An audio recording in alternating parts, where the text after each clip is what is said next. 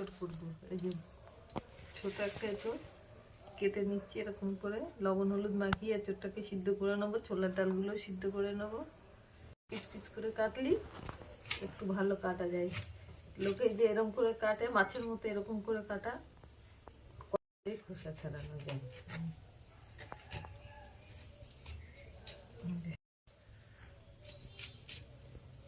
তাড়াতাড়ি হয় এরকম করে কাটলে পিস পিস করে। ডালগুলো ধুয়ে নিয়েছি, লঙ্কাগুলো ধুয়ে নিয়েছি, প্রেসারে জল দিয়েছি, দিয়ে 4টে সিটি দিয়ে নেবো। প্রেসারে দিয়ে দেবো। প্রেসার কুকার আছে, গরম জল রেখেছি, একটু লাগবে। আর এই যে ডালগুলো সিদ্ধ করে নিয়েছি, একদম গলাবো না, এরকমই থাকবে। কড়াইয়ে সর্ষের তেল দেবো, ফোড়নে শুকনো লঙ্কা দিলাম দুটো,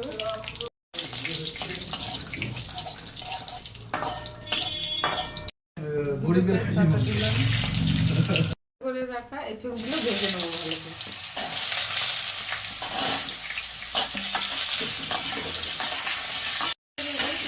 লবণ দিলাম, হলুদ লবণ দিয়ে সিদ্ধ করা, হলুদ লবণ দিয়ে সিদ্ধ করা।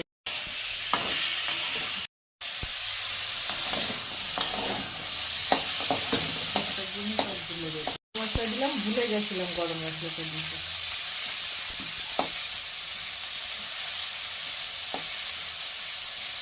গরম মশলাটা না ভাজলে সেন্টটা বেরোয় না। দিয়ে দিলাম,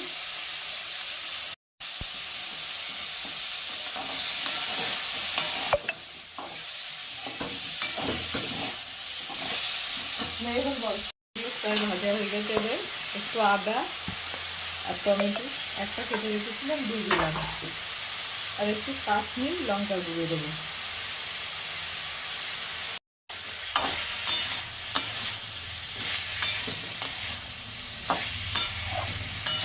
আর একটু কষাবো।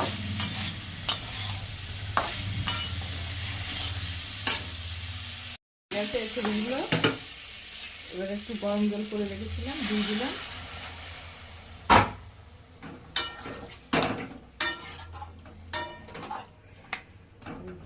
ডালটা লবণ হলুদ দিয়ে সিদ্ধ করে নিয়েছি, দিয়ে দিলাম। একটু কাশ্মীর লঙ্কার গুঁড়ো দিয়েছি কালার হওয়ার জন্য। একটু ফুটবে, ঘি দিয়ে নামিয়ে দেবো। ডাল হয়ে গেছে, ডালগুলো একটু এরকম গোটা গোটায় রাখতে হবে। একটু ঘি দিয়ে দিলে নামিয়ে দেবো। বেশি মশলাপাতি কিছুই দিইনি আমি, খালি একটু আদা। সাধারণ রান্না করলাম মশলাপাতি ছাড়া, বেশি তেল মশলা কিছুই লাগে না বেশি। ডাল দিয়ে এঁচড় সব কিছুর সাথেই ভালো লাগে। একটু ঘন করতে হবে, আর আমি ভাতের সাথে খাবো তো আমরা, তার জন্য আমি একটু পাতলা করেছি। এর থেকেও ঘন করতে হবে রুটি পরোটার সাথে, আর যে যেমন খাবেন সেরকমই করবেন।